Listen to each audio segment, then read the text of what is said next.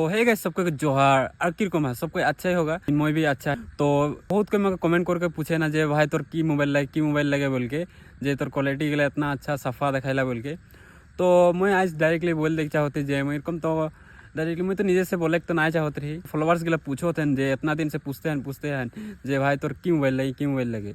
तो आज मैं तो नहीं डायरेक्टली बताई थी जे मॉडल लगे आईफोन 13 लगे। और आईफोन 13 में मैं এখন ধরে लेके लगभग मैं इतना दिन से वीडियो बनाते रही।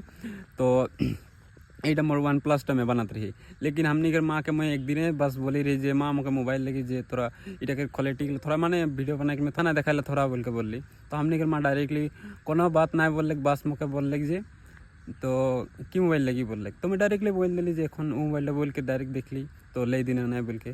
तो हंदर माँ कोनो ना बोल डायरेक्टली पैसा दिले और जा ले आनबे बोल वैसे मैं ले आनली। लेकिन नतून तो ना नहीं, लेकिन सेकेंड हैंड नहीं कहीं नतून आनले बहुत पैसा लगे ओटे बागानी आदमी लगे कि इतना पैसा तो ना थे हमने के सामने ओटे खातिर हमने के माँ मुझे पैसा दिले और बस में जाए कि एक आईफोन ले आनली। और तोनी के माझे এখন आईफोनটা लेके आई और इतना ज़्यादा वीडियो बनाइले এখন এরকম মরম পেয়ার সাপোর্ট করতে রবে যাতে কি এখন मैं आगे वीडियो बना के आगे जाए पारम।